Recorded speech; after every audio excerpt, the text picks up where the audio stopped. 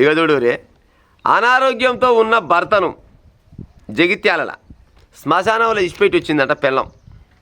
2 కిడ్నీలు పాడైనాయి అంట.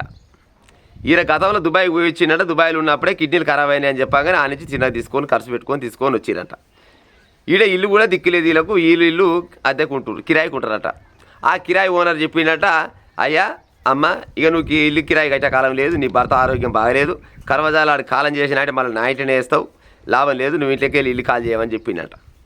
ఈట భర్త ఆరోగ్యం బాగలేదు, ఇల్లు చూస్తే ఇల్లు లేదు, ఇల్లు కిరాయి కట్టే పరిస్థితి లేదు. ఏం చేయాలి మరి? ఆ భార్య నిస్సహాయ స్థితిలో కొనబోయి కొనబోయి శ్మశానంలో ఇచ్చిపెట్టి వచ్చి ఇక బతుకు సత్య సావయ్య, ఇక నా వల్ల కాదు, ఇంతకైతే నేను ఏం చేయగలను చెప్పు అని శ్మశానంలో ఇచ్చిపెట్టి వచ్చిందట.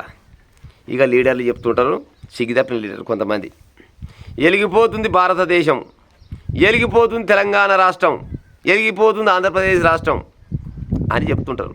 ఏడ ఎలిగి పాడైతే చెప్పురి. పేదోనికి రోగం వస్తే చక్కగా శ్మశానమే, ఇంకేమి లేదు, దవాఖానలో పోయి చూపించుకునేంత పరిస్థితి లేదు.